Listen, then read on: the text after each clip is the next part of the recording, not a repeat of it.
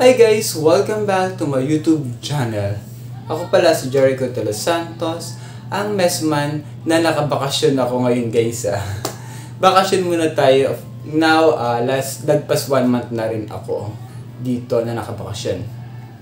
So, sa mga nanonood dyan, bago lang sa aking videos na nanonood ngayon, at syempre patuloy sa mga bumabalik sa akin, maraming salamat again.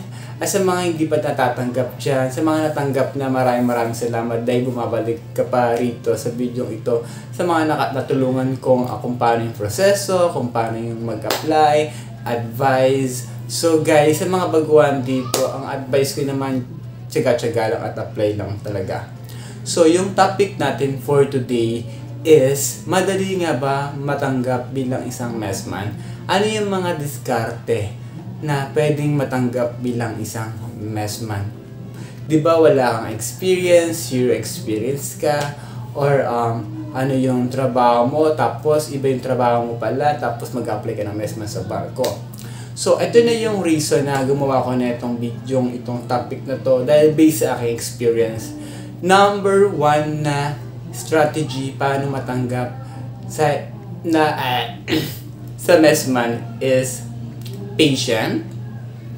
Number 2, yung patient guys ay tinatawag na tiis-tiis lang muna, apply lang muna. Kung bumaksak, okay lang, pwede pa naman mag-apply sa iba. Pangalawa, backer.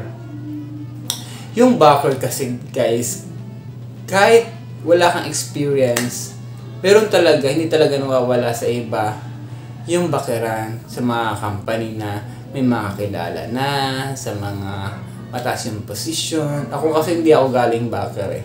So, yung mga backeran dyan na baka meron kang babakiran dyan. So, alam nyo na, madali lang talaga guys. Yun nga lang sa backer, tiis lang talaga, waiting lang talaga, at naka-line up na yung mga ganyan. Kasi yung karamihan sa kasama ko, backer lang talaga na nagiging messman, nagiging chief cook. So, pangatlo, ano nga ba talaga yung kadalasan na strategy para matanggap sa messman? Pangatlo is experience. Experience talaga is talagang kakayanin talaga matanggap kapag may experience ka na. 'Di ba? Hindi ka na mahihirapan kasi meron ka namang panlaban na experience mo sa hospitality.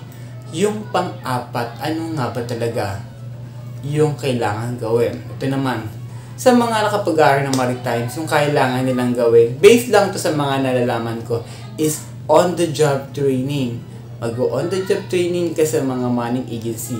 Kapag nag-OJT ka na sa kanila, number 1 naman talaga, hindi ka nila pababayaan. Tatanggapin ka nila. Yun nga lang, tatapusin yung on-the-job training mo sa kanila. Yung OJT nila, nakikita ko din, nagwawalis, nag-uugas, nag-serve din. Ganun yung mga nakikita ko sa mga agency. Di ba may mga naka-white doon? Sila yung mga nakapag-aral na sa mga maritime, mga student din yan sila. Yun nga lang, by line-up, nag-OJT sila sa mga manning agency para makapasok sila sa barko. Sila yun nila line-up na. So, pang-apat na ba? Pang-lima. Yung pang-lima talaga guys, kailangan mo talaga ng hard work sa pag-a-apply. Halimbawa, hindi ka natanggap sa isang company. Tapos, tusuko ka na lang ba? Although wala kang experience or may experience ka, pag pinagsama mo yung may experience sa walang experience, tapos na-fail, hindi natanggap sa interview. Guys, tsaga-tsaga lang yan. Marami na akong in-applyan. Ang hirap talaga makapasok sa pag-a-apply. Hindi biro ang mag-apply. Marami ka pong kakompetensya, marami kang kalaban. Ang ipapayo ko na lang dyan guys, yung determinado ka sa interview. 'Di ba? Kakayanin mo yung paano malusutan, paano masagot, paano mo the way ka magsagot, the way kang magsalita. Yung sasabihin mo lang naman based sa your experience. Tapos yung paano kang kausapin, dapat malumanay ka lang, sabihin mo lang yung totoo mo about sa experience mo.